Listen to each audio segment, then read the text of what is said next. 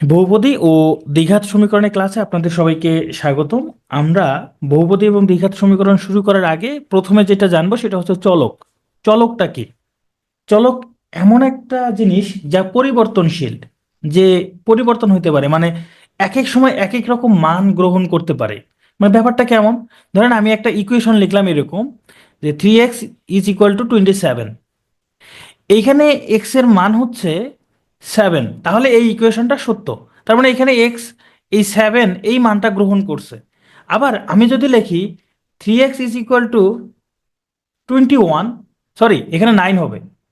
রে, আজকে ক্লাস যে কি হবে শুরুতেই ভুল করে ফেলছি। দেখেন, যদি আমি একটা ইকুয়েশন লিখি এরকম 3x = 21, এখানে এই এক্স, এখানে যে এক্স এই মান, এখানে এক্স এর মান হচ্ছে 7, তাহলে এই ইকুয়েশনটা সত্য।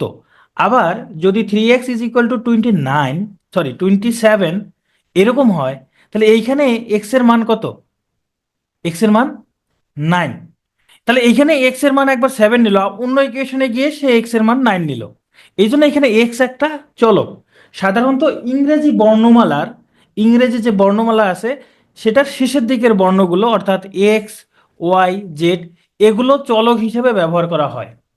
এগুলো চলক হিসেবে ব্যবহার করা হয়। আর ধ্রুবকটা কি? যেটা কখনো পরিবর্তন হয় না। তবে এটার আরেকটা সংজ্ঞা আছে ইকুয়েশনের ক্ষেত্রে। চলক বর্জিত পদকে ধ্রুবক বলে। কি বললাম? চলক বর্জিত পদকে ধ্রুবক বলে। এখন চলক বর্জিত পদ এটা আবার কি, আমরা একটু পরে এটা জানবো। তার আগে বলি, ধ্রুবক কখনো পরিবর্তন হয় না। যত সংখ্যা আছে প্রত্যেকেই ধ্রুবক। এই বাস্তব জগতে যত সংখ্যা আছে তারা সবাই ধ্রুবক। আবার পাই এটা ধ্রুবক, ই এটা ধ্রুবক, এই ধরনের অনেক ধ্রুবক আছে, অর্থাৎ যার মান নির্দিষ্ট। তবে ইংরেজি বর্ণমালার যদি কখনো দেখেন যে কোনো ইকুয়েশনের মধ্যে A B C X Y Z, মানে A B C X Y Z সবই আছে, সেই ক্ষেত্রে এ বি সি এগুলোকে ধ্রুবক হিসেবে ধরা হয়। এগুলো ধ্রুবক হিসেবে ব্যবহার হয়।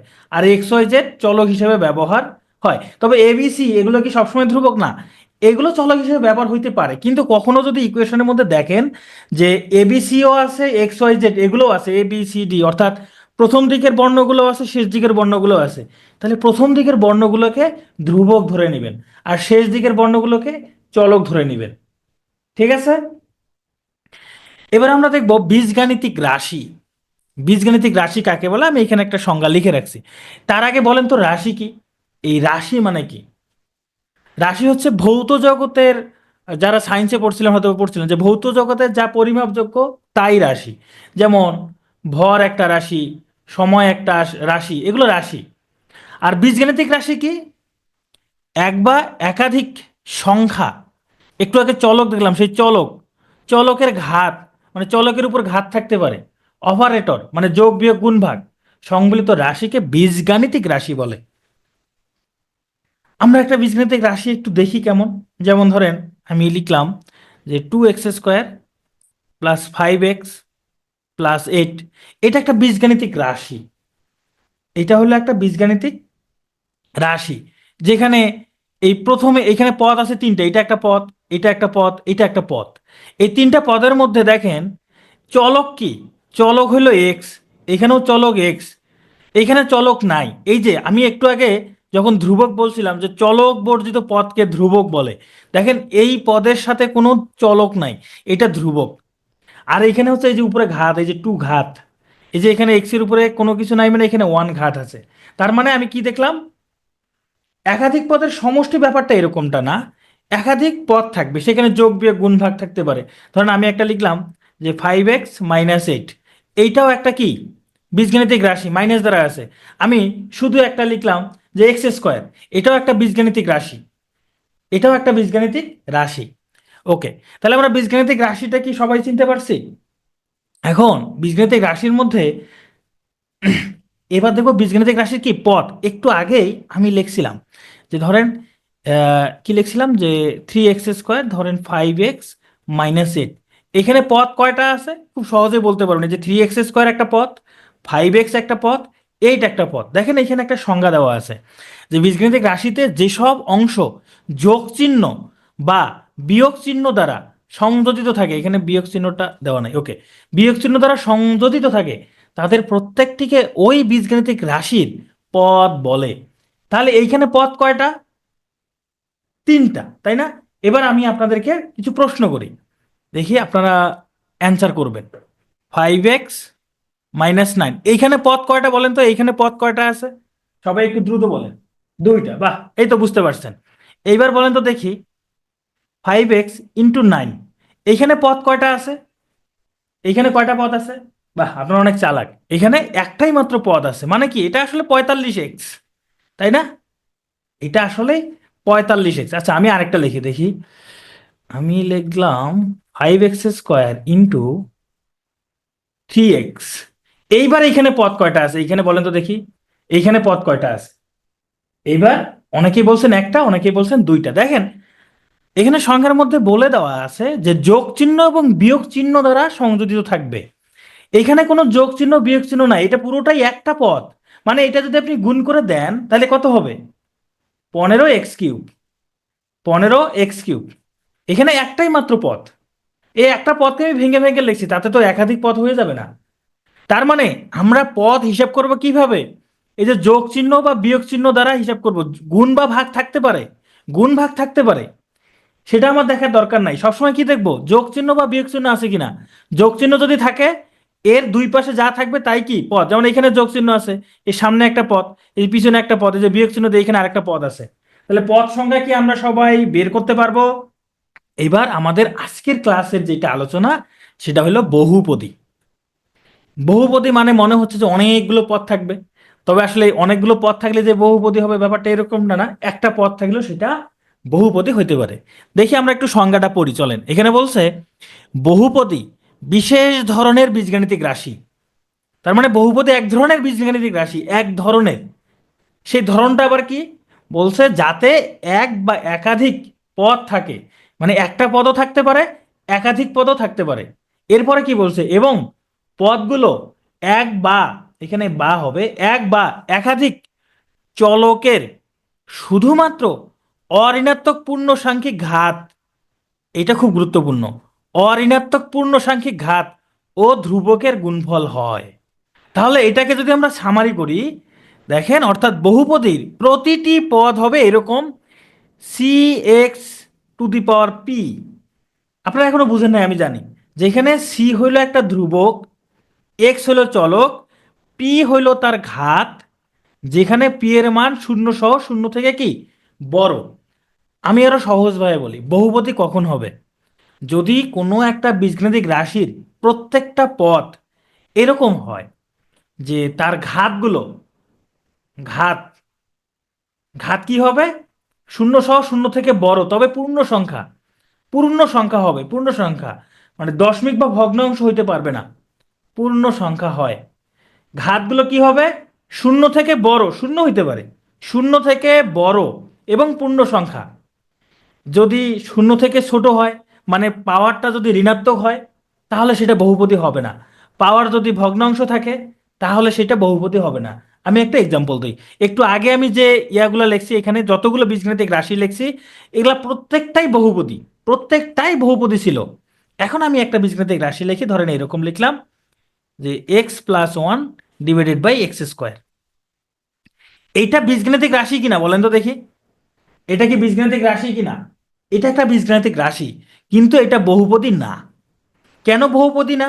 দেখেন, আমি এই বীজগাণিতিক রাশিটাকে এইভাবে লিখতে পারি, x+1 × x⁻²।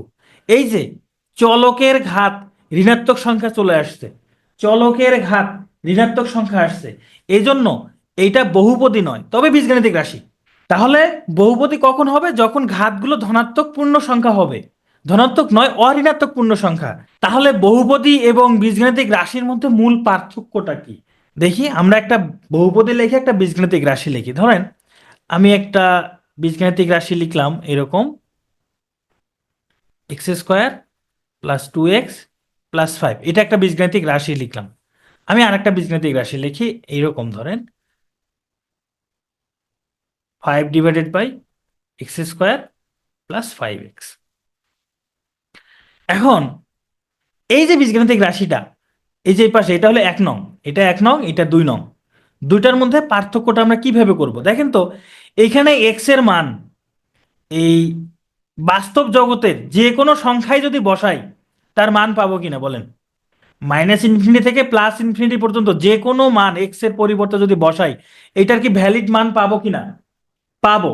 কিন্তু আমি যদি এখানে এক্স ইজ ইকুয়াল টু যদি আমি 0 বসাই তাহলে এটা কি মান থাকবে না, এটার মান পাবো না। তার মানে এটা কি বহুপদী না।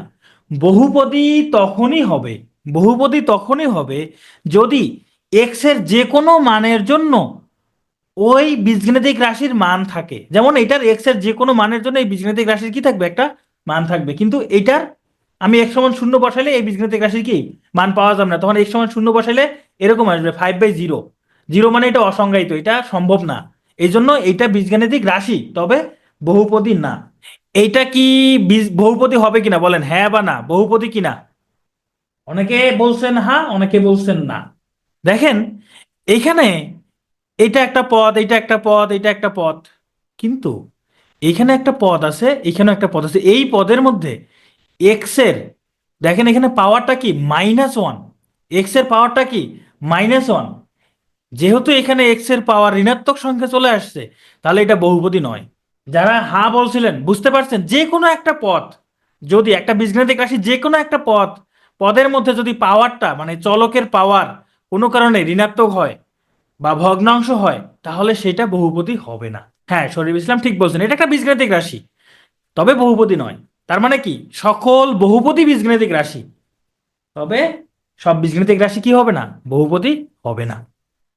আমরা আরেকটা পরীক্ষা করে দেখি, x² + √x, এটা কি বহুপদী বলেন? এটা কি বহুপদী? না, এটা বহুপদী এই হ্যাঁ বলছেন কে? এই যে দেখেন এখানে √x দিছি, এই যে এখানে একটা পদ আছে x যার পাওয়ার কি এখানে x² + x এর পাওয়ার কি হাফ না, এই যে 1/2 ভগ্নাংশ। পাওয়ার কখনো কি ভগ্নাংশ হইতে পারে না, পাওয়ার কখনো ভগ্নাংশ হইতে পারবে না। এখন আপনারা বলেন বহুপদী চিনতে পারবেন কিনা বলেন। তাহলে আমরা এখানে কি দেখলাম, বহুপদী হওয়ার শর্ত কি? বহুপদী হওয়ার প্রথম শর্ত হচ্ছে প্রত্যেকটা পদে চলকের ঘাত কি হবে, দেখেন প্রতিটা পদে প্রতিটি পদে কি হবে, চলকের ঘাত অঋণাত্মক পূর্ণ সংখ্যা হবে, এটা মাথায় রাখতে হবে। আরেকটা জিনিস, পদ সংখ্যা সসীম হইতে হবে। পদ সংখ্যা সসীম হইতে হবে, যদি কখনো পদ সংখ্যা অসীম হয় তাহলে সেটা বহুপদী হবে না। ধরেন আমি একটা লিখলাম, একটা ফাংশন লিখলাম সাইন এক্স। এই সাইন এক্স এটা একটা ফাংশন, এই ফাংশনটার যারা সায়েন্স আছেন তারা বুঝতে পারবেন, এটা এটা একটা বীজগাণিতিক রাশি বাট এটা বহুপদী না। আসলে এটাকে আমরা বলি ত্রিকোণমিতিক রাশি। এটা বহুপদী না কারণ এটার পদ সংখ্যা অসীম, এটার পদ সংখ্যা অসীম। বা এরকম ধরেন আপনারা ধরেন x⁵ প্লাস x² প্লাস আমি ডট ডট দিলাম, এরপর অনেকগুলো পদ আছে, এই পদগুলো আমি জানি না এটা কি পদ সংখ্যা কয়টি আমি জানি না, মানে এটা কি অসীম সংখ্যক পদ আছে, এই জন্য এটা কি বহুপদী হবে না। তাহলে শর্ত দুইটা মনে রাখতে হবে। কি রাখবো, যে প্রত্যেকটা পদের চলকের ঘাত অঋণাত্মক পূর্ণ সংখ্যা হবে, পদ সংখ্যা সসীম হবে। বহুপদীর শর্ত দেখলাম, বহুপদীর মাত্রা দেখব। বহুপদীর মাত্রাটা কি? মাত্রা মানে আমরা ওই যে ঘাতকে বুঝাবো, ঘাতকে বুঝাবো। ধরেন আমি একটা বীজগাণিতিক রাশি লিখলাম এরকম 5x³ + 2x⁴ + 8 + 8x⁹ এটা কি বহুপদী বলেন? আগে এটার উত্তর দেন, বহুপদী কি না। এটা একটা বহুপদী। এখন বহুপদীর প্রত্যেকটা যে পদ আছে এই পদগুলোর চলকের সাথে কি আছে, এই যে ঘাত আছে, তাই না, পাওয়ার আছে। এই পাওয়ারগুলোর মধ্যে সর্বোচ্চ পাওয়ার যেটা, সর্বোচ্চ পাওয়ার কত, 9, তাই না? সর্বোচ্চ পাওয়ার 9, তাহলে এই বহুপদীর মাত্রাও 9, এই বহুপদীর মাত্রা 9। তার মানে কি বহুপদীর মাত্রা বললে আমরা কি বুঝবো, যে একটা বীজগাণিতিক রাশির সর্বোচ্চ পাওয়ারযুক্ত পদের মানে সর্বোচ্চ পাওয়ার যেটা হবে সেটাই হবে বহুপদীর মাত্রা। আচ্ছা পদের মাত্রা কি, পদের মাত্রা যেমন এখানে 5x³ এটা একটা পদ, তাই না, এই পদের মাত্রা হইল 3। আবার 2x⁴ এই পদের মাত্রা হইল কি 4। আবার 8x⁹ এই পদের মাত্রা হইল 9। সর্বোচ্চ মাত্রা যেটা সেটাই হবে বহুপদীর মাত্রা। মাত্রাটা কি সবাই বুঝতে পারছি? সর্বোচ্চ মাত্রা যেটা হবে সেটা হবে কি বহুপদীর মাত্রা। তাহলে বহুপদীর মাত্রা হইল একটা বহুপদীর মধ্যে যে পদের মাত্রা সবচেয়ে বেশি বা ঘাত সব থেকে বেশি সেটাই হবে বহুপদীর মাত্রা। এখন আরেকটা জিনিস আপনাদের একটু দেখতে হবে, তাহলে এই বহুপদীর মাত্রা হলো 9। ধরেন আমি একটা বহুপদী লিখলাম এরকম 5x² plus 2x Y square plus 3। বলেন তো এই বহুপদীর মাত্রা কত? এই বহুপদীর মাত্রা এবার আমরা একটু দেখি, এই যে 5x² এটার মাত্রা হলো 2, আর 2x y² এটার মাত্রা কত? এই যে y এর মাত্রা 2, x এর মাত্রা 1, তাহলে এইখানে x এর মাত্রা 1, y এর মাত্রা 2, এই পদে টোটাল মাত্রা কত? 3। এই পদে কিন্তু টোটাল মাত্রা হলো 3টা, মানে এই যে এখানে x এর উপর একটা পাওয়ার আছে, y এর উপর 2টা পাওয়ার আছে, টোটাল 3টা। তাহলে এই বহুপদীর মাত্রা হইল 3। তাহলে আমরা মাত্রাটা কিভাবে হিসাব করব? যদি কখনো একাধিক চলক থাকে, যদি কখনো একাধিক চলক থাকে, 2টা চলক থাকে, তাহলে ওই চলকগুলোর ঘাত আবার কি যোগ করব, ওই চলকগুলোর ঘাত যোগ করব। হ্যাঁ, সবগুলো চলকের পাওয়ার। তাহলে বহুপদীর মাত্রাটা আমরা শিখে গেলাম। এই ধরনের প্রশ্ন কিন্তু পরীক্ষায় আসতে পারে, বলা যায় না। এবার হচ্ছে বহুপদীর মুখ্য পদ। ধরেন আমি এখানে একটা বহুপদী লিখলাম 8x⁴ প্লাস 3x² প্লাস 9। এই বহুপদীর মাত্রা কত? মাত্রা কত? মাত্রা হচ্ছে 4। এটা হলো মাত্রা। এই 4 মাত্রা যুক্ত যেই পদটা, সেই পদটাই হবে মুখ্য পদ। তাহলে এটাই হলো মুখ্য পদ। তাহলে মুখ্য পদ কত? 8x⁴। বুঝতে পারছি? যেই পদের মধ্যে ওই বহুপদীর মাত্রা থাকবে সেই পদটাই হবে মুখ্য পদ। আমি আবার বলতেছি, যেই পদের পাওয়ার সর্বোচ্চ বেশি সেটাই হবে মুখ্য পদ। তাহলে এবার দেখি, আপনারা বলেন তো দেখি, ধরেন 3 প্লাস 8x² প্লাস 9x³ এই বীজগাণিতিক রাশির বা এই বহুপদীর মুখ্য পদ কোনটা? এই বহুপদীর মুখ্য পদ কোনটা? আমি দিলাম এখানে 1 2 3, 1 2 3 কোনটা হবে? মুখ্য পদ যে সামনে থাকবে ব্যাপারটা এরকমটা না, মুখ্য পদ যে কোনো জায়গায় থাকতে পারে। আমাকে খুঁজে বের করতে হবে সর্বোচ্চ পাওয়ারটা কোথায় আছে। সর্বোচ্চ পাওয়ার এইখানে, তাহলে এটা মুখ্য পদ। এখানে সর্বোচ্চ সব থেকে বেশি পাওয়ার আছে এইটা, তাহলে এটা মুখ্য পদ। আর সর্বোচ্চ পাওয়ার যুক্ত, সর্বোচ্চ পাওয়ার যুক্ত অর্থাৎ মুখ্য পদ যেটা হবে, তার যে সহগ, তার যে সহগ সেটাকে বলা হয় মুখ্য সহগ। ধরেন 8x প্লাস 9x³ এখানে মুখ্য পদ কোনটা? এইটা মুখ্য পদ, কারণ এখানে সর্বোচ্চ ঘাত আছে, তাহলে এটা মুখ্য পদ। তাহলে এই মুখ্য পদের সহগ কত? মুখ্য পদের সহগকে বলবো আমরা মুখ্য সহগ। তাহলে সহগ হলো 9, সহগ হলো 9।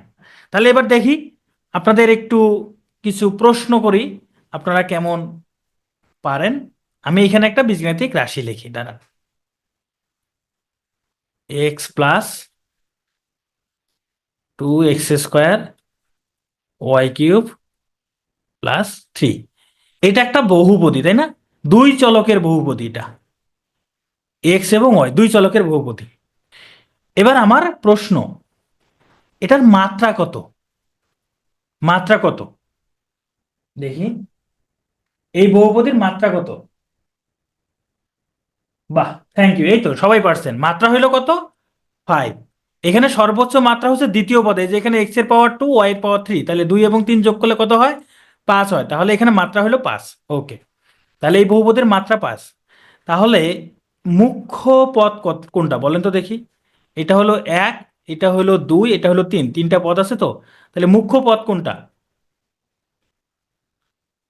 1 2 3 কোনটা মুখ্য পদ? থ্যাংক ইউ, মুখ্য পদ হচ্ছে দ্বিতীয়টা, অর্থাৎ 2x² y³ এই পদটা হলো মুখ্য পদ। এবার এবার বলেন মুখ্য সহগ কত? মুখ্য সহগ কত? বাহ, এই তো আপনারা শিখে গেছেন, মুখ্য সহগ হলো 2। এখানে মুখ্য পদের যেটা সহগ থাকবে সেটাই মুখ্য সহগ। তাহলে আমরা বহুপদী শিখলাম, বহুপদীর মাত্রা শিখলাম, মুখ্য পদ শিখলাম, মুখ্য সহগ শিখলাম। আর দুইটা জিনিস শিখবো বহুপদী সম্পর্কে, সেটা হচ্ছে সমমাত্রিক বহুপদী। অর্থাৎ যদি কোনো বহুপদীর সবগুলো পদের মাত্রা সমান হয়, এক্স ওয়াই চলক রিভা, এক্স ওয়াই হচ্ছে চলক, এখানে এক্স এবং ওয়াই হচ্ছে চলক।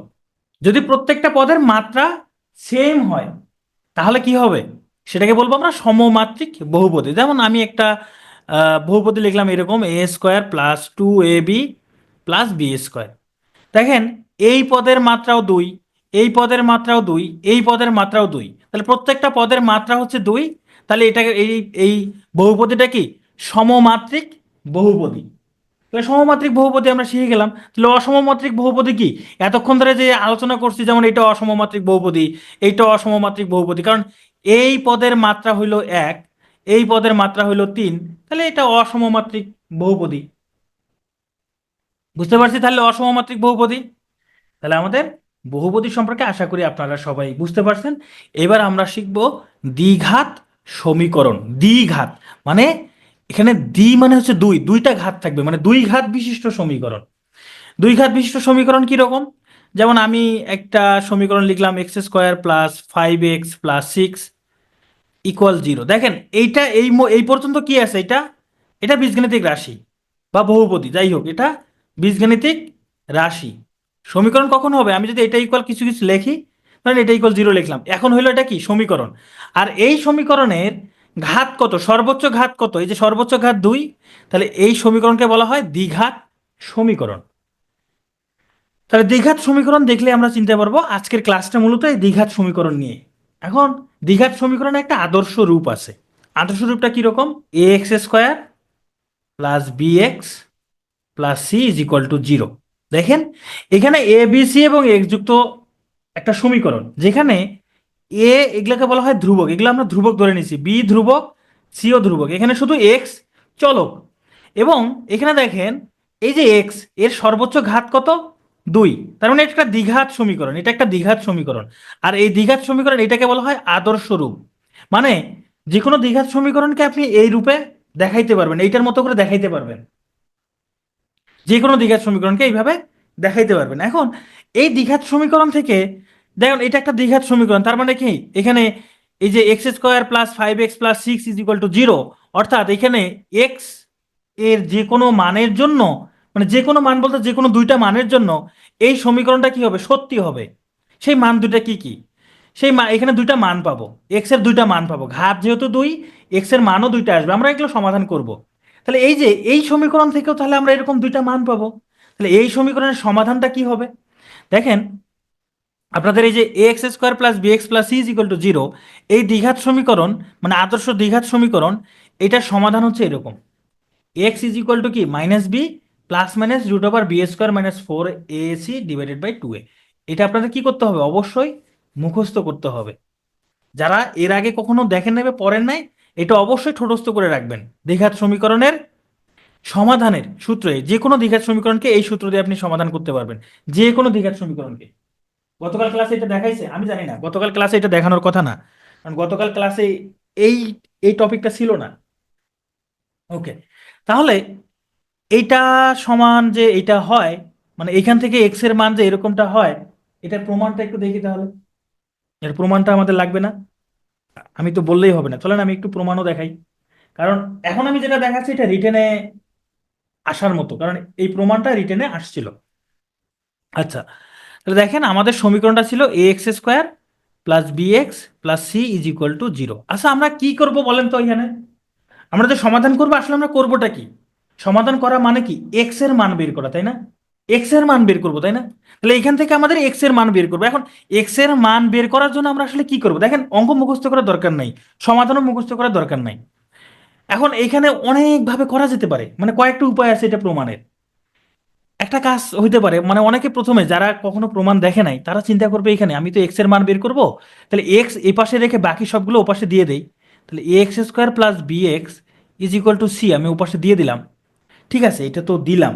এখন সমস্যাটা কি, সমস্যা হচ্ছে এই যে এখানে স্কোয়ার আছে, এই স্কোয়ার থাকার কারণে আমার একটা প্রবলেম হবে। কি প্রবলেম হবে বলেন তো, এ স্কোয়ার থাকার কারণে আমি যদি এক্স কমন নেই, কমন নিলে কি হবে, A X plus B is equal to C, অর্থাৎ এক্স সমান কি হবে, C divided by X plus B. তার মানে এখানে আবার এক্স চলে যাচ্ছে।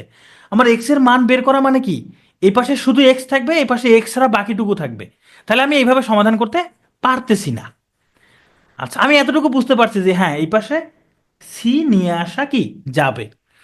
তাহলে এখানে যেহেতু স্কোয়ার আছে, যদি এর উপরে স্কোয়ার থাকতো, যদি এর উপরে স্কোয়ার থাকতো একটা এর উপরে, এর উপরে যদি স্কোয়ার থাকতো, এক্স এর উপরে স্কোয়ার আছে, তাহলে আমরা এটাকে লিখতে পারতাম এ এক্স হোল স্কোয়ার। তার মানে আমার যদি এখানে একটা এর উপর একটা এ অতিরিক্ত থাকতো, তাহলে আমি যে কোনো ভাবে হোক এ প্লাস বি হোল স্কোয়ার নিয়ে আসতে পারতাম।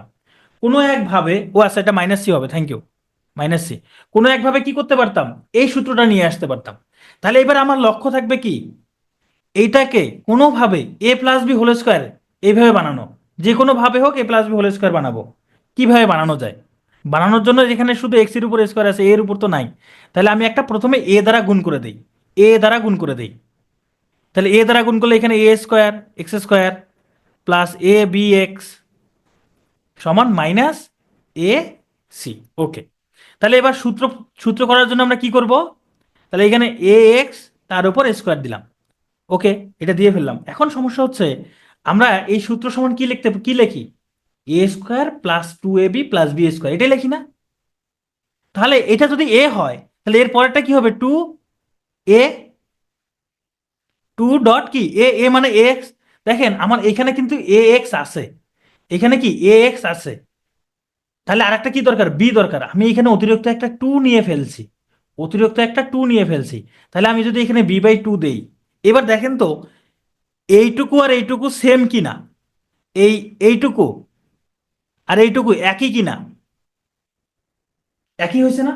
হ্যাঁ একই কিন্তু হয়েছে। ওকে, এবার সূত্র অনুযায়ী কি হয় দেখেন তো, a square plus two a b, তাহলে কি হবে plus B square, b square দিবে।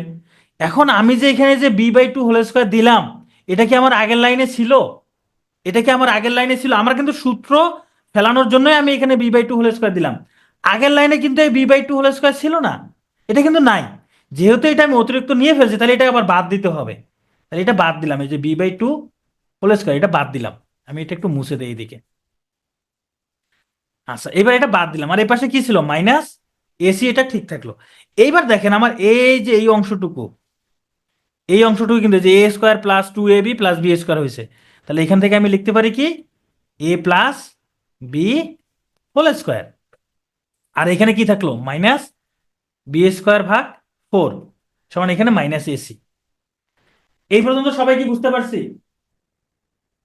টু কেন নিলাম, টু তো সূত্রের জন্য নিলাম, আমার সূত্র নেওয়ার জন্য এখানে টু লাগবে না, এ square plus two a B plus B square, এই যে টু, টু এ বি, সেই টু এর জন্য টু নিচ্ছি এখানে। এখন এই টু বেশি নিলাম, এই জন্য এখানে আবার ভাগ করে দিছি। এই যে ভাগ করে দিলে তখন এই টু টু কাটা যায়। এই যে উপরের এ বি এক্স দেখেন, এখন এ বি এক্স ঠিক থাকে। ওকে, এখন তাহলে কি করব, আমার যেহেতু এক্স এর মান বের করব, এক্স রেখে বাকিগুলোকে ওপাশে নিয়ে যাবো, অর্থাৎ মাইনাস যে বি স্কোয়ার বাই ফোর এটাকে ওই পাশে নিয়ে যাবো, তাহলে মাইনাসটা ওপাশে গেলে প্লাস হয়ে যাবে, অর্থাৎ এই x plus b by two whole square সমান বি স্কোয়ার ভাগ ফোর মাইনাস এসি। এটা হবে না? এই যে বি স্কোয়ার ভাগ ফোর আমরা এই পাশে নিয়ে আসলাম, এটা এই পাশে চলে আসলো, মাইনাসটা প্লাস হয়ে গেছে। এখন আমাদের কি এক্স এর মান বের করার জন্য এই যে এখানে স্কোয়ার আছে, এই স্কোয়ারটা ওপাশে গেলে কি হবে, বর্গমূল হয়ে যাবে না? X plus b by two, এটা যদি এপাশে চলে আসে তাহলে প্লাস মাইনাস রুট ওভার, আর এটা যদি আমরা হিসাব করি কি হয়, নিচে ফোর উপরে b square minus four ac, তাই না? এটা হিসাব করলে b square minus four AC divided by four. আমরা শুধু কি করব, এক্স এর মান বের করব। তাহলে এক্স রেখে বাকি সব ওপাশে নিয়ে যাব, তাহলে এক্স থাকলো, এই বি বাই টুটা এই পাশে চলে আসবে, তাহলে মাইনাস বি বাই টু, এখানে প্লাস মাইনাস দেখেন এই ফোরের উপরে কিন্তু রুট চিহ্ন আছে, তাহলে ফোরের উপর রুট চিহ্ন থাকলে সেটা টু হয়ে যাবে, আর এখানে root over B square minus four AC. X সমান কি হবে এখানে, লসাগু করলে two, A minus B plus minus root over B square minus four AC. আর এই যে এ গুণ আছে, এটা এই পাশে এসে ভাগ হইলে এই এ এর সাথে এই টু এর সাথে গুণ হবে, অর্থাৎ টু এ হবে। এই হলো এক্স এর সমাধান, এই হলো এক্স এর সমাধান। কখন প্লাস মাইনাস হয় আর কখন প্লাস মাইনাস হয় না, সব সময় প্লাস মাইনাস হয় যদি এরকম কোনো ইকুয়েশন থাকে। সব সময় যদি ধরেন এরকম আছে x square is equal to four, তাহলে এটা অবশ্যই এক্স সমান plus minus root over four, অর্থাৎ প্লাস মাইনাস টু, এটা সব সময় হবে, সব সময় হবে। এখন প্লাস মান কখন নেবেন মাইনাস মান কখন নেবেন সেটা আপনার ব্যক্তিগত ব্যাপার, এটা সব সময়ই হবে। এখন এইটার কিন্তু প্রমাণটা আরো আরো দুই তিন ভাবে করা যায় সম্ভবত। আরো কয়েকভাবে করা যায়। এখন এখানে আমরা এক্স এর মান পাইলাম, তাই না? দেখেন, আমরা A X square plus B X plus C is equal to zero হলে আমরা এক্স সমান কি লিখতে পারি? Minus B plus minus root over B square minus four A C divided by two A. আসলে এখানে এক্স সমান কিন্তু দুইটা মান কি কি জানেন? এক্স সমান একটা হলো minus B plus root over B square minus four A C divided by two A, আর একটা হলো এক্স সমান এই minus B minus root over B square minus four A C divided by two A. খেয়াল করে দেখেন, আরে এটা প্রিলিতে আসবে না, এটা রিটেনে একবার আসছিল, আরো আসতে পারে, এই জন্য আমি করাইলাম এটা। এই এখন শুধু আপনি এইটুকু মনে রাখবেন, এই যে এইটা যদি থাকে, এরকম যদি কোনো ইকুয়েশন আসে, সেটা সমাধান এইভাবে করা যায়। আপনি প্রমাণ কেন প্রিলিতে আসবে? এখানে এই যে এক্স এর মান, এই এক্স এর মান কেমন হবে সেটা নির্ভর করবে কার উপর? সেটা নির্ভর করবে এই যে রুটের ভিতরে যা আছে সেটার উপর। এক্স এর মান কেমন হবে সেটা নির্ভর করবে এই যে রুটের ভিতরে যা আছে। কারণ কি?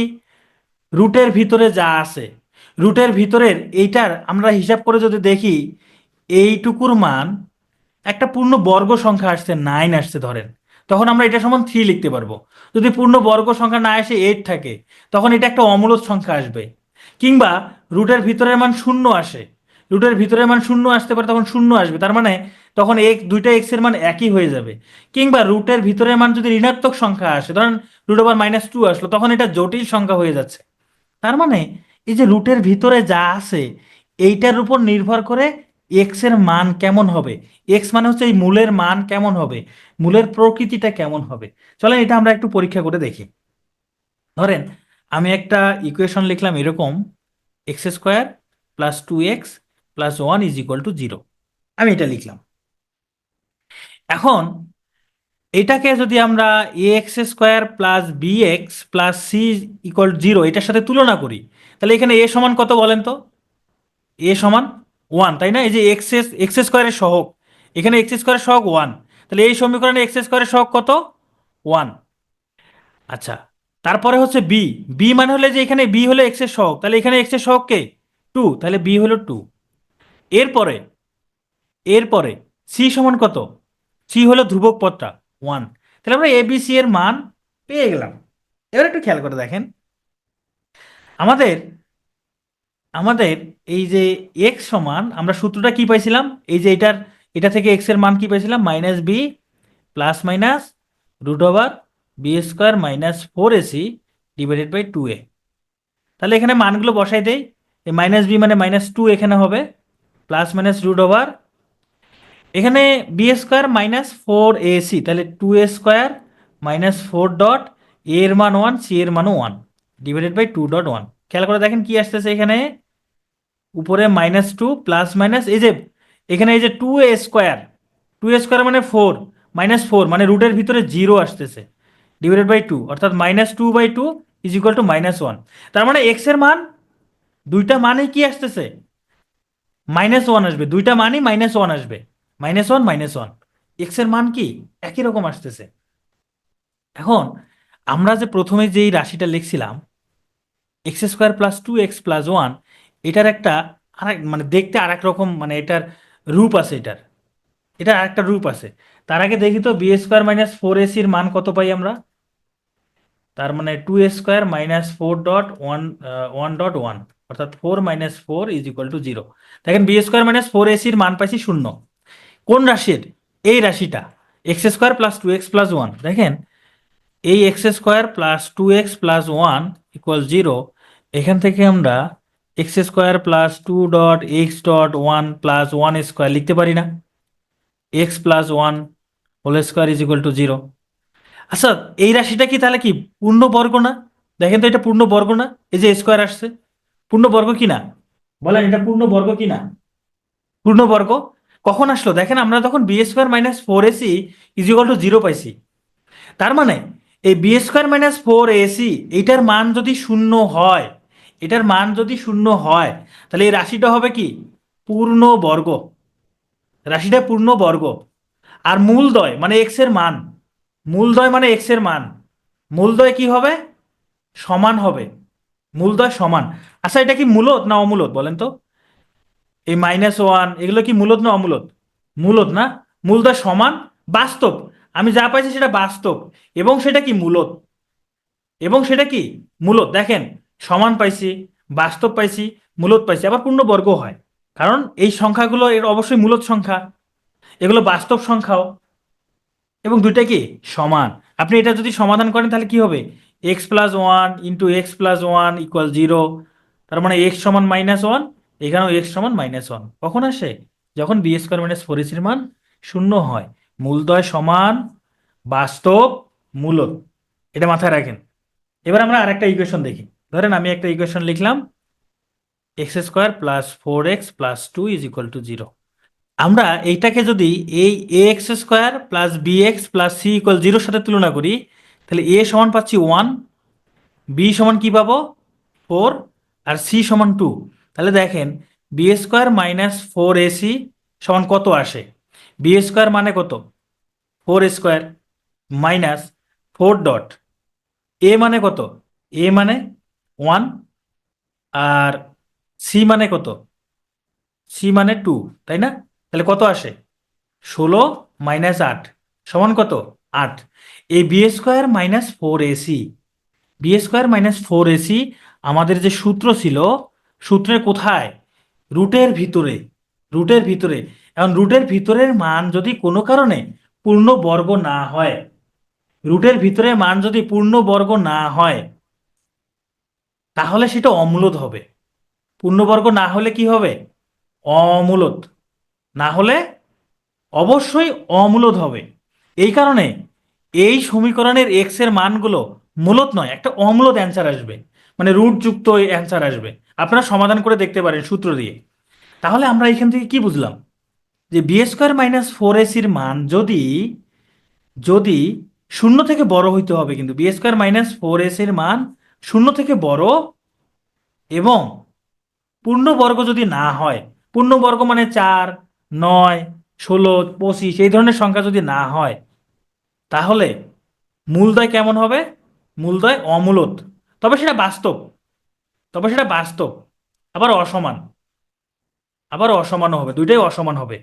আমরা একটু পরে শর্ট করে লেখা আছে, আপনারা সেটা দেখতে পারবেন। আর যদি পূর্ণ বর্গ হয়, যদি পূর্ণ বর্গ হয়, যেমন ধরেন আমি একটা সমীকরণ লিখলাম x² + 5x + 6 = 0। এটা কিন্তু খুব সহজে আপনারা যে মিডিল টার্ম করে করতে পারবেন। মিডিল টার্মগুলো সেগুলোই হয় যেগুলোর ক্ষেত্রে b² - 4ac মান পূর্ণ বর্গ সংখ্যা হয়। অনেকের কাছে একটু জটিল লাগতেছে, অনেকের কাছে জটিল লাগতেছে, একটু পরে সহজ হয়ে যাবে, একটু অপেক্ষা করেন, ধৈর্য ধরে শুধু শোনেন। দেখেন এইখানে b² - 4ac মান কত হয়?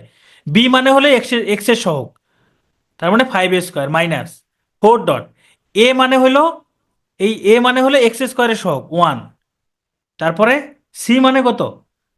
ধ্রুবক পদ 6, তার মানে 25 - 24 = 1। 1 কিন্তু পূর্ণবর্গ সংখ্যা, 1 একটা পূর্ণবর্গ সংখ্যা। 1 যেহেতু পূর্ণবর্গ সংখ্যা, এজন্য এইটার সমাধানগুলো কি কি হবে? সমাধানগুলো আপনারা সমাধান করেন, যে এই আপনারা যদি এই এটা দ্বারা সমাধান করেন, দেখেন এটার মান তো 1 আসলো, এই -b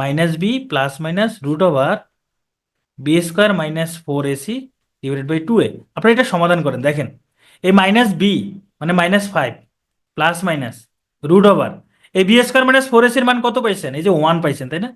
/2 ডট a মানে 1 আসছে, নিচে 2। তাহলে দেখেন কি আসে এখানে, -5 প্লাস -1/2। তার মানে আমি একবার -5 + 1/2 একটা মান হবে, -5 - 1/2 আর একটা মান হবে। অর্থাৎ এটা হিসাব করলে কত হয়? -4/2। এটা হিসাব করলে -6/2, অর্থাৎ -3, সরি -2 -3। দেখেন এই -2 -3 এগুলো কি মূলদ, অসমান। এগুলো কি মূলদ না? -2 -3 এগুলো মূলদ সংখ্যা না? এক্স এর মান যে বের করলাম, মূলদ সংখ্যা। আবার এগুলো অসমান কখন হচ্ছে? যখন b² - 4ac মান পূর্ণ বর্গ সংখ্যা আসতেছে, পূর্ণ বর্গ সংখ্যা আসতেছে। আর যদি অবশ্যই পূর্ণ বর্গ সংখ্যা আবার কি হইতে হবে? শূন্য থেকে বড় হইতে হবে। কিন্তু শূন্যের ছোট হলে কি হবে? শূন্যের ছোট হলে সেটা তো জটিল সংখ্যা হয়ে যাবে, মানে তখন আর বাস্তব সমাধান থাকবে না। যেমন আমি যদি একটা সমাধান লিখি অঙ্ক লিখি 3x² - 2x + 2 = 0, এইটা সমাধান করে কেউ বাস্তব সংখ্যার কোনো মান বের করতে পারবে না, কারণ এটা b² - 4ac, এটার মান শূন্য থেকে ছোট আসবে, এটার মান শূন্য থেকে ছোট আসবে।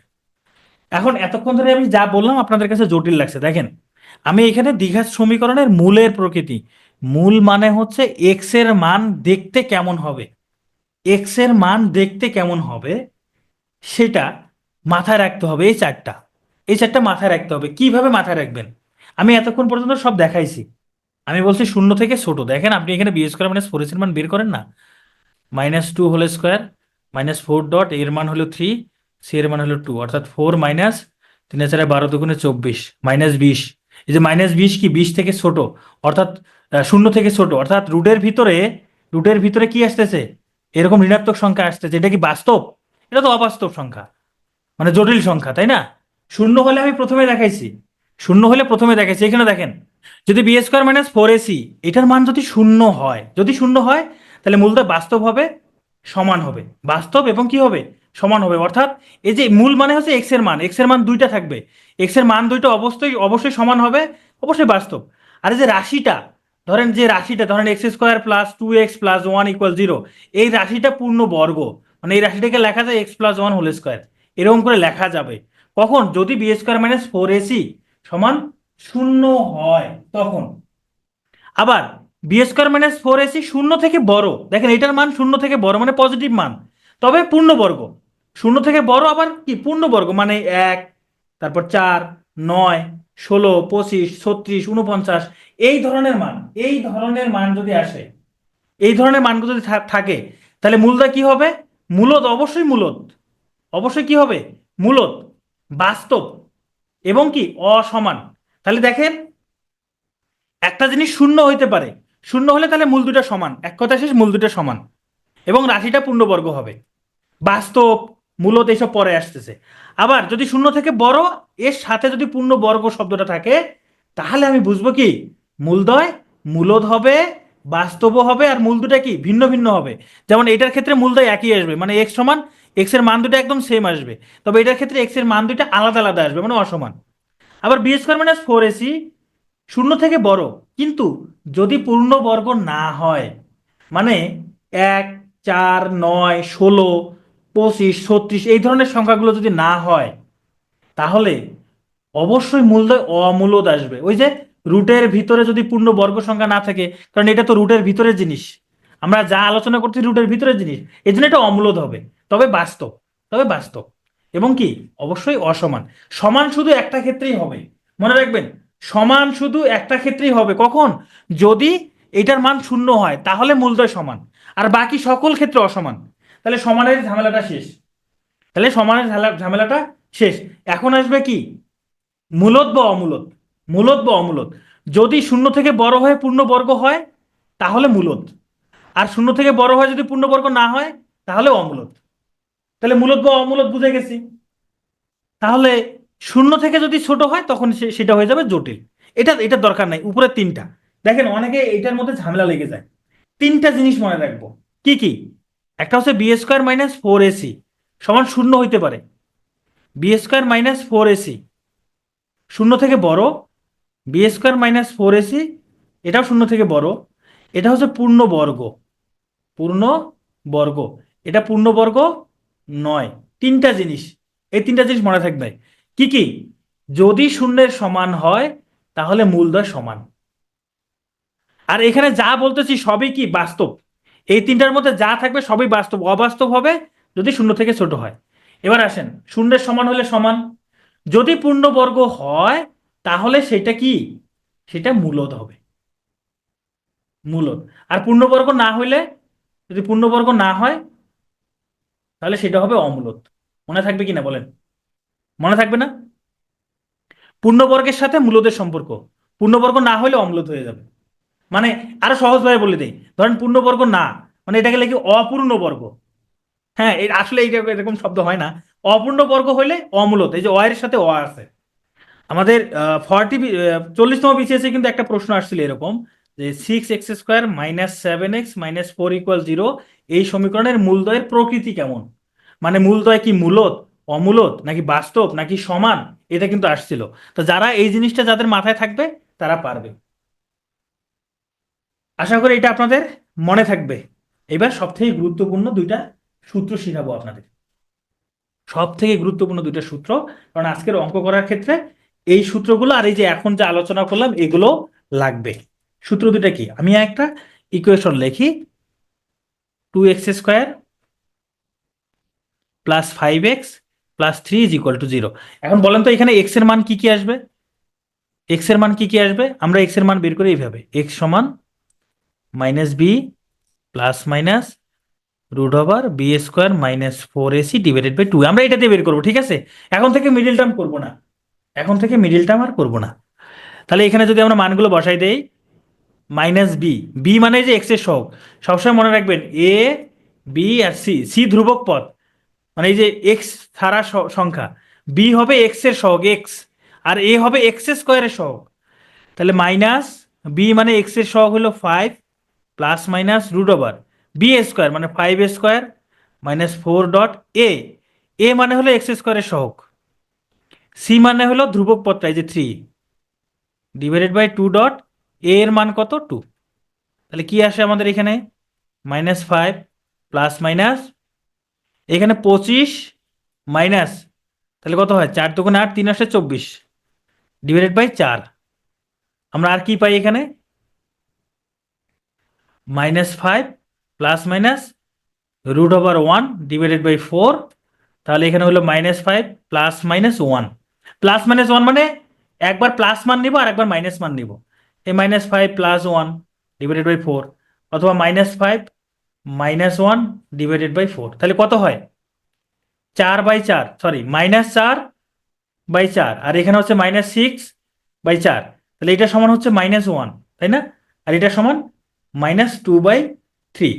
তাহলে আমরা এই সমীকরণটা সমাধান করে এক্স এর যে দুইটা মান, একটা হলো -1 আর একটা হলো -2/3 পেয়ে গেছি। তো আপনারা অনেকেই বের করে ফেলছেন, right. Oh sorry 3/2, thank you, এটা হবে 3/2, হ্যাঁ ওকে, -3/2, ওকে। তাহলে আমরা সমীকরণটা একটু আরেকবার লিখি, 2x² plus 5x plus 3 is equal to 0, যেখান থেকে আমরা এক্স এর দুইটা মান পাচ্ছি, ধরলাম x1 ইকুয়াল -1 আর x2 ইজ ইকুয়াল টু -3/2, এরকমটাই তো। এটা নিয়ে এই পর্যন্ত কারো কোনো সমস্যা আছে নাকি বলেন। এই সমীকরণটাকে আমরা একটু এই সমীকরণের সাথে তুলনা করি, ax² plus bx plus c equal যদি 0 হয়, তাহলে a সমান 2, b সমান 5, c সমান 3। এখন আমরা যদি এই দুইটা মান যোগ করে দেই, x1 প্লাস x2 যোগ করে দিলে কি হয় দেখেন তো, এই -1 তারপর -3/2, তাই না, কি আসবে, তাহলে এখানে 2 -2 -3 সমান কি -5/2। এই x1 এবং x2 যোগ করে দিলে কি -5/2 আসলো না, যোগ করে দিলাম -5/2 আসছে তো, এই পর্যন্ত বুঝতে পারছি তো। এবার একটু খেয়াল করে দেখেন, এই মাইনাস থাকলো এরপর 5-এর পরিবর্তে কি আমরা বি লিখতে পারি, 5-এর পরিবর্তে বি লিখতে পারি, বি, আর এই যে 2 এর পরিবর্তে কি এ লিখতে পারি, 2 লিখতে পারি। তার মানে কি, তার মানে হলো যে কোনো এরকম দ্বিঘাত সমীকরণের যে এক্স এর মান দুটো যদি যোগ করি, কি করি, এক্স এর মান দুটো যদি যোগ করি, যোগফলটা কি হবে, যোগফলটা হবে এক্স এর সহগ ডিভাইডেড বাই x² সহগ, তার সামনে একটা মাইনাস, তার সামনে কি হবে একটা মাইনাস হবে, হ্যাঁ এটা b/a হবে। আমরা কি একটা সূত্র শিখে ফেললাম কিন্তু, x1 সূত্রটা কি শিখলাম, এই ax² plus bx plus c equal যদি 0 হয়, আর এই সমীকরণের যদি সমাধান দুইটা x1 আর x2 হয়, তাহলে এখান থেকে লিখতে পারি x1 প্লাস x2 সমান -b/a, এই একটা সূত্র শিখলাম। x1 x2 মানে হচ্ছে এই যে x এর মান, মানে এই সমীকরণটা সমাধান করলে x এর দুইটা মান হবে, সেই মান দুইটা একটা x1 একটা x2 ধরে নিছি। আচ্ছা এটা কি লিখছেন তালক বসা, ধরেন আমি এখানে x এর মান দুটো ধরে নিলাম, তালব্য বসাও 1, আর একটা তালব্য বসাও 2, মানে এক্স এর মান দুটো এরকম আসলো। তাহলে কি হবে, এই এক্স এর মান দুটো যদি যোগ করি তাহলে এই মাইনাস বি বাই এ এরকম হবে, বুঝতে পারছেন? ওকে, এবার আমরা যোগ করার পর এরকমটা পাইলাম। আচ্ছা একবার একটু গুণ করে দেখি, চলেন আমরা গুণ করে দেখি। এক্স এর মান দুটো যদি গুণ করি, x1 x2 গুণ করলে কি হবে, -1 ইন্টু -2/3, সরি 3/2, গুণ করলে কি আসতেছে 3/2। তা দেখেন তো এখানে 3 মানে কি, 3 মানে হচ্ছে যেখানকার ধ্রুবক পদ, ধ্রুবক পদটাকে আমরা সি দ্বারা প্রকাশ করি। এই যে সি এর পরিবর্তে, মানে 3 এর পরিবর্তে সি লিখতে পারি, আর 2 এর পরিবর্তে এ। তার মানে মূলদয় যদি আমরা গুণ করি, মূলদয় যদি গুণ করি x1 x2, তখন কি হবে সি বাই এ। এই দুইটা সূত্র মনে রাখলেই হবে। আর এই যে তালব্য স, আপনি যদি প্রশ্ন করছেন, আপনি যদি গুণ করে দেন তালব্য স 1 ইন্টু তালব্য স 2, তখন হবে সি বাই এ। মানে এগুলো এক্স এর মান, আমি জানি না তো কি, এখানে জানি না, ধরে নিছি এটা। বি এর মান -5 থাকলে আমরা -5 লিখবো এখানে। বি এর মান যদি কোনো কারণে -5 হয়, ধরেন আপনি একটা সমীকরণ পেলেন এরকম 2x² -5x + 3 = 0, তখন এটা সমীকরণের মূলদয়ের সমান যোগফল কি হবে, x1 + x2, তখন এখানে মাইনাস, বি এর মান তখন -5 দিবেন, সমস্যা কোথায়, বি এর মান -5 দিলেন। এখন বি প্লাস না মাইনাস, এ প্লাস না মাইনাস, সি প্লাস না মাইনাস, সেটা মূল কথা না, প্লাস মাইনাস যা থাকবে তাই থাকবে। প্লাস থাকলে প্লাস লিখবো, মাইনাস থাকলে মাইনাস লিখবো। আসাদুজ্জামান পুরোই ঝামেলা, কি ঝামেলা বলেন?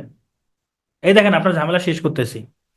যদি এরকম একটা সমীকরণ থাকে, এই সমীকরণে দুইটা কি থাকবে, এক্স এর দুইটা মান থাকবে, তাই না? এক্স এর মান দুইটা ধরে নেই, সমাধান মানে সমীকরণের সমাধান ধরে নিলাম যে x1 ও x2 এই সমীকরণের সমাধান। তাহলে এই সমাধান দুটো যদি যোগ করি, মানে এক্স এর মান দুটো যদি যোগ করি, যোগফল হবে -b/a।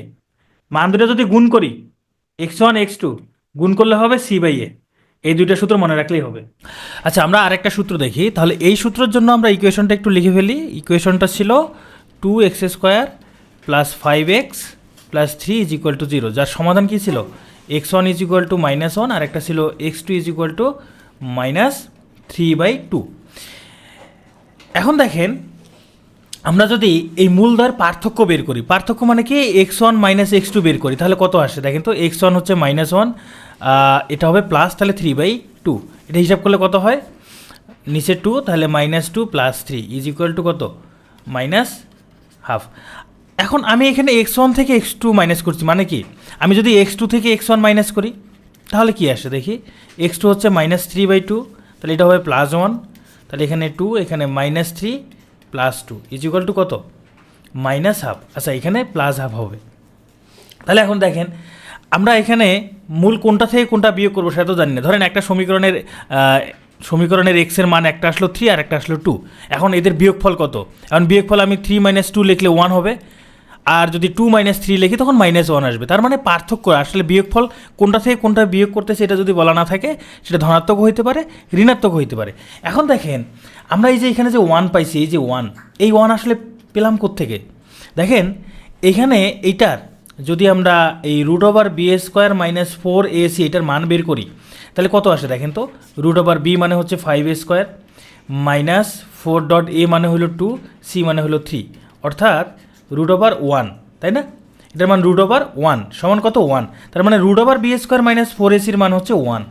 তাহলে আমরা দেখেন একটা প্লাস একটা মাইনাস, তাহলে আমরা এখানে আমরা মূলদয়ের পার্থক্য যদি বের করি, মূলদয়ের পার্থক্য সেটা ধনাত্মকও হইতে পারে, ঋণাত্মকও হইতে পারে, এই জন্য প্লাস মাইনাস দিলাম। তাহলে √b² - 4ac, আর দেখেন এখানে নিচে কত আসছে, নিচে 2 মানে কি, এই যে x² এর সহগ, তাহলে এখানে হবে a। তাহলে মূলদয়ের পার্থক্য বা বিয়োগফল হচ্ছে সূত্রটা কি, plus minus √b² - 4ac / a। তাহলে আমরা তিনটা সূত্র শিখলাম, একটা হচ্ছে মূলদয়ের পার্থক্য এটা, আর মূলদয়ের যদি যোগফল চাই x1 + x2 তখন হবে -b/a, আর মূলদয়ের গুণফল x1 × x2 = c/a। গাণিতিক সমস্যা বলে দেখি। এখন আমি করবো না, আপনারা শুধু দ্রুত সময়ে করবেন। দেখেন 6x² - 7x - 4 সমীকরণের মূলদয়ের প্রকৃতি কেমন, বাস্তব, মূলত নাকি অমূলত, বাস্তব নাকি অবাস্তব, সমান নাকি অসমান, এটা কিভাবে দেখব, এই b² - 4ac এটা টেস্ট করব। তাহলে বি এর মান কত? বি এর মান হচ্ছে এক্স এর সহগ, এক্স এর সহগ -7, তাহলে -7 whole square minus 4 dot a মানে হলো এক্স স্কোয়ারের সহগ 6, আর সি হলো যে -4। তাহলে হিসাব করলে কত হয়? এখানে 49, এই মাইনাস আর এই মাইনাস মিলে হবে প্লাস, 4 6 আর 4 গুণ করলে কত হয়? 96, এই দুটা যোগ করলে হবে 145। তাহলে বি স্কোয়ার -4ac এর মান পাইলাম 145। এটা ধনাত্মক সংখ্যা, ধনাত্মক সংখ্যা, তার মানে এইটার মান বাস্তব। যেহেতু ধনাত্মক সংখ্যা আসছে তাহলে বাস্তব, ঋণাত্মক আসলে অবাস্তব হইতো, বাস্তব। এখন এটা কি পূর্ণবর্গ? এই 145 কি পূর্ণবর্গ সংখ্যা? না, 145 পূর্ণবর্গ সংখ্যা নয়। যেহেতু 145 পূর্ণবর্গ সংখ্যা নয়, তাহলে অমূলদ মানে অপূর্ণবর্গ সংখ্যা, অপূর্ণ। যদিও অপূর্ণ এটা কোনো শব্দ হয় না, মানে পূর্ণর বিপরীত আমি অপূর্ণ বললাম, অপূর্ণ, তাহলে অপূর্ণ হইলে অমূলদ। আর যেহেতু শূন্য না, বি স্কোয়ার -4ac এর মান শূন্য হলে সমান হয়, মানে মূলদ্বয় সমান হবে। যেহেতু শূন্য নয় তাহলে কি হবে? এটা অসমান। বুঝতে পারছি? তাহলে এই সমীকরণের মূলদ্বয় বাস্তব, অমূলদ, অসমান। ক্লিয়ার সবার? এইটা তাহলে আপনারা করেন। x² - 6x + 9 = 0 সমীকরণের মূলদ্বয়, মানে মূলদ্বয়ের প্রকৃতি কেমন বলেন? এটার মূলদ্বয় প্রকৃতি কেমন? ক্লিয়ার রহমান? অসমান কেন? আপনি রেকর্ডটা আরেকবার দেখে নিন। হ্যাঁ, আমি একটু আগে এগুলো বুঝাইছি যে অসমান সমান হয় শুধুমাত্র শূন্য হইলে, আর কেন হয় সেটা প্রমাণও দেখাইছি, বাস্তব এবং সমান। তাহলে এটা কি করব? এই b² - 4ac এটার মান বের করব। বি মানে হইল -6, -4 ডট এ এর মান হইল 1, সি এর মান হইল 9, অর্থাৎ 36 - 36 = 0। আমরা জানি b² - 4ac এর মান যদি শূন্য হয়, শূন্য হইলে তবেই সমান হবে, শূন্য হলে তবেই কি সমান এবং কি বাস্তব। সমান শুধুমাত্র একবারই একটা ক্ষেত্রেই হয়, যদি এটার মান শূন্য হয়, তাহলে এটা সমান এবং বাস্তব। এই তো আপনারা পারছেন।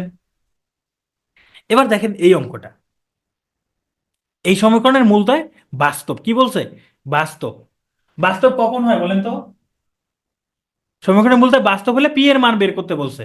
আচ্ছা, বাস্তব কখন হয়? যদি b² - 4ac এর মান শূন্য সহ শূন্য থেকে বড়, তবেই তো বাস্তব হবে নাকি? শূন্য হইলেও বাস্তব হয়, শূন্য থেকে বড় হইলেও বাস্তব হয়। বাস্তব হয় না কখন? যখন এই b² - 4ac এর মান শূন্য থেকে ছোট হয়, এইটা ক্ষেত্রে বাস্তব হয় না। তাহলে এখানে বলে দিছে যেহেতু বাস্তব, তাহলে b² - 4ac আমি শূন্য থেকে বড় লিখতে পারি।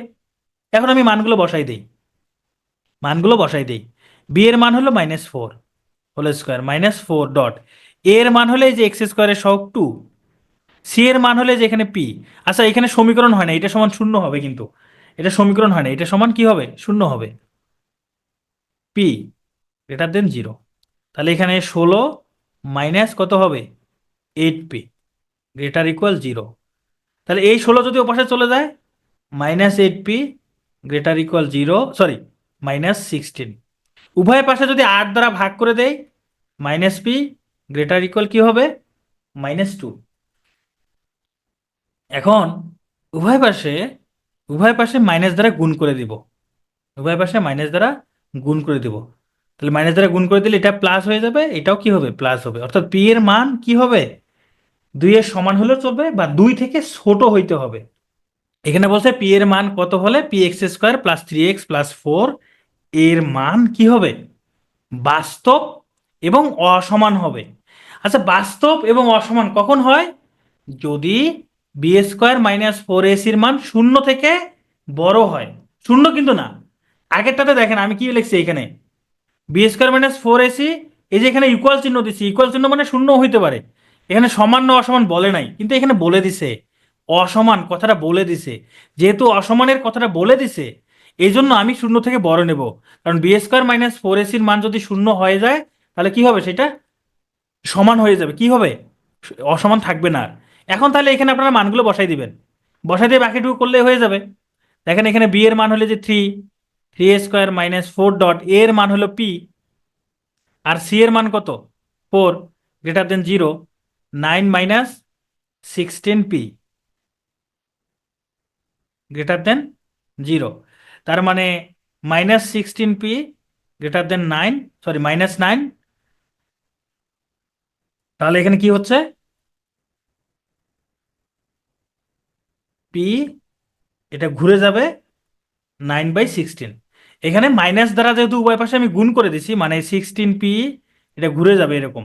মাইনাস দ্বারা গুণ করলে চিহ্নটা ঘুরে যায়, জাস্ট এইটুকু মনে রাখেন, মাইনাস দ্বারা গুণ করলে চিহ্নটা ঘুরে যায়। কেন ঘুরে যায় আমরা আগামী ক্লাসে শিখব। এখানে বলছে এই সমীকরণের মূল দুইটা সমান। আবার বলছে কি, পি এর মান 0 থেকে বড়, তবে পি সমান কত। তাহলে আমরা এখানে কি করতে পারি, যেহেতু বলছে মূল দুইটা সমান, সমান মানে কি b² - 4ac-র মান 0। সমান বলছে মানে b² - 4ac-র মান 0। তাহলে বি এর মান হলে যেখানে পি, তার মানে p² - 4 ডট, এর মানে x² সহগ 1, সি মানে হলে যে এখানে এটা ধ্রুবক পদ 6 = 0। তাহলে p² সমান কত হবে, 4×6 = 24। তাহলে পি সমান ±√24। এখানে কিন্তু প্লাস মাইনাস হবে, তবে এখানে বলে দিছে পি এর মান 0 থেকে বড় মানে ধনাত্মক। তাহলে আমরা এখানে শুধু পি এর মান কি নেব, √24। এই 24কে আবার ভাঙ্গা যায় এইভাবে, দেখেন 4×6 = 24 হয় না, 4×6 = 24। 24কে এইভাবে লেখা যায়, তার মানে √4 × √6, তার মানে 2√6। এটা অ্যান্সার। দ্বিঘাত সমীকরণের অবাস্তব মান পাওয়া যাবে না, কেন যাবে না, অবশ্যই যাবে। দ্বিঘাত সমীকরণের অবাস্তব মান পাওয়া যাবে না, 100% যাবে। আমি এই সমীকরণটা লিখলাম, দেখেন এই যে এটা 3x² - 2x +2 = 0। এটা দেখেন b² - 4ac সমান কত হয়। বি এর মান যদি -2² দেই, -4 ডট, এ এর মান হলো 3, সি এর মান 2, কত আসে এখানে 4 - 24 সমান -24। এই যে ঋণাত্মক মান আসছে, তার মানে এটা হলো অবাস্তব। এই সমীকরণের মূলদ্বয় অবাস্তব। x² + kx+1 সমীকরণের মূলদ্বয় সমান, এবং কি বলছে, বিপরীত চিহ্ন বিশিষ্ট হলে কে এর মান কত। সমান বলছে মানে দুইটার একই সংখ্যা, আর বিপরীত চিহ্ন বিশিষ্ট মানে একটা প্লাস একটা মাইনাস। বিপরীত চিহ্নের কথা বলছে মানে একটা প্লাস একটা মাইনাস। আমি ধরে নেই মূলদ্বয় একটা হলো x1 আর একটা হবে -x1। বিপরীত চিহ্নের কথা বলছে, একটা প্লাস হলে আর একটা মাইনাস, তবে দুইটাই একই, যে x1 এটাও x1। এখন কি বলছে, কে কে এর মান বের করতে বলছে। দেখেন তো, আমরা একটু আগে একটা সূত্র শিখছিলাম যে মূলদ্বয়ের যোগফল x1 + x2, তখন কি লিখি b/a -b/a, এটা লিখি না, আর গুণফল c/a। এখন আমরা কে এর মান বের করার জন্য কোনটা ব্যবহার করব বলেন, এই 1 নম্বরটা ব্যবহার করব নাকি 2 নম্বরটা ব্যবহার করব। আমি যদি সি ব্যবহার করি তাহলে এখানকার 1 আসবে, আর বি ব্যবহার করলে এখানকার কে আসবে, তাহলে 1 নম্বরটা ব্যবহার করবো, তাই না। তাহলে আমার 2 নম্বরটা ব্যবহার করার দরকার নাই। ওকে, তাহলে আমরা 1 নম্বরটা ব্যবহার করি। আমরা জানি মূলদ্বয়ের যোগফল একটা হচ্ছে x1 প্লাস আর একটা মূল কি, এই যে -x1, দুইটা যোগ করলাম, যোগ করলে কি হবে -b/a। বি বি মানে হলো যে কে, কে ডিভাইডেড বাই এ, নিচে এ মানে হলো যে 1। তাহলে এই যে x² সহগ 1। তাহলে দেখেন তো এখানে কি হয়, এই x1 এখানে প্লাসে মানে আছে -x1 সমান মাইনাস কে, এটা 0 হয়ে যায়, তাই না। অর্থাৎ 0 সমান কি -কে। এখান থেকে আমরা লিখতে পারি k = 0। আচ্ছা, এই ইকুয়েশনে দেখেন কি বলছে, x² - 4x + 3 = 0 হলে বলছে সমীকরণের মূলদ্বয় যদি আলফা এবং বিটা হয়, তাহলে আলফা - বিটা = কত, মানে মূলদ্বয়ের পার্থক্য বের করতে বলছে। আর আমরা মূলদ্বয়ের পার্থক্যের সূত্রটা কি জানি, আলফা - বিটা, এখানে কোনটা বড় কোনটা ছোট আমরা জানি না, তাহলে আলফা - বিটা, তাহলে এখানে হবে প্লাস মাইনাস, তাহলে √b²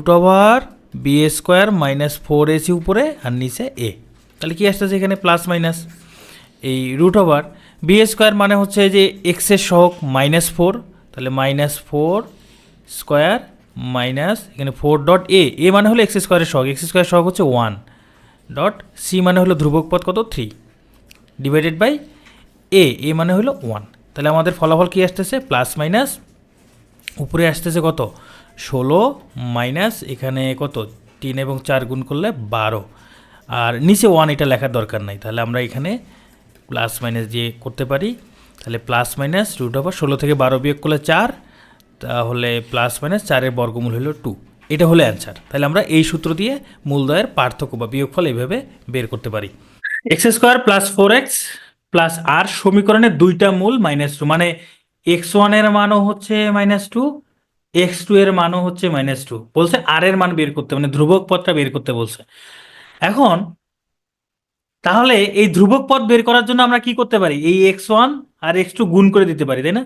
গুণ করে দিলে কি আসবে? এই x1 ইন্টু x2 গুণ করে দিলে আমরা লিখতে পারি কি c/a। সি মানে কত?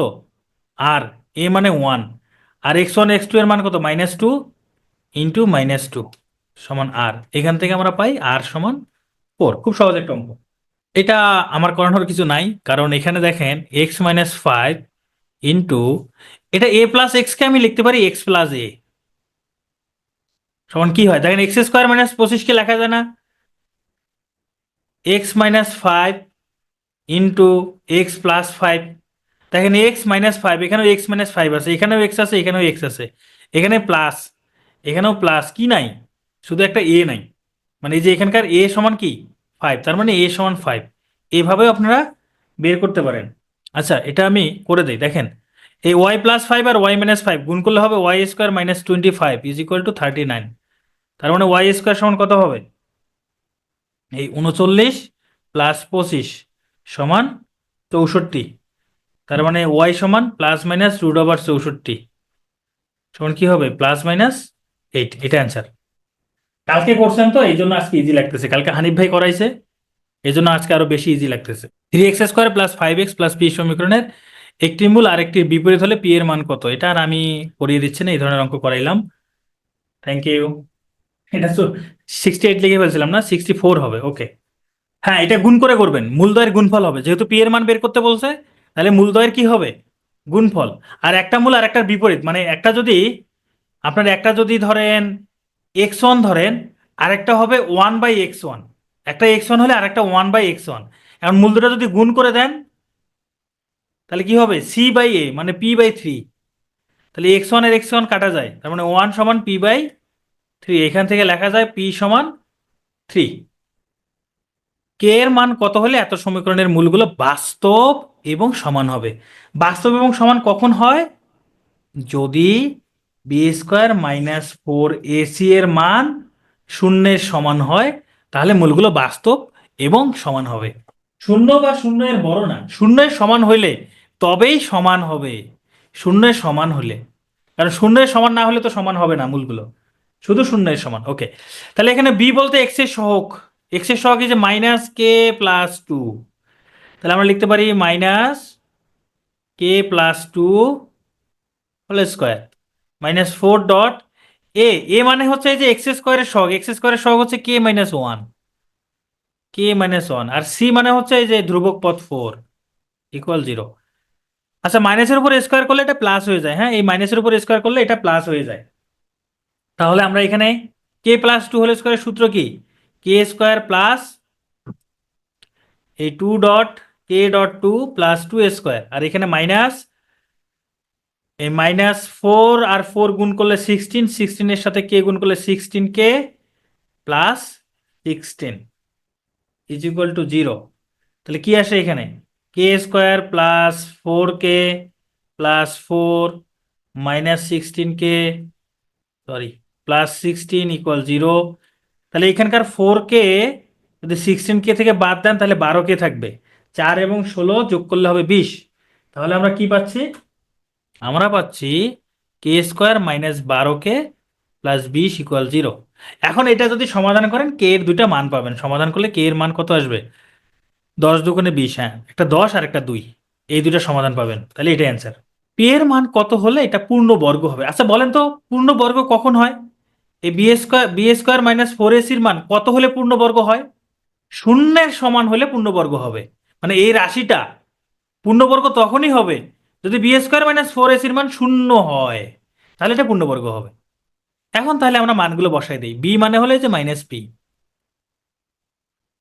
-4 ডট এ, এ মানে হলো 4 আর সি মানে হলো 9 ইজ ইকুয়াল টু 0। তাহলে কত হয়? p², 4 4 16, 9 আর 16 গুণ করলে 144। 144, তার মানে পি এর মান কত? Plus minus root over 144 equal plus minus 12।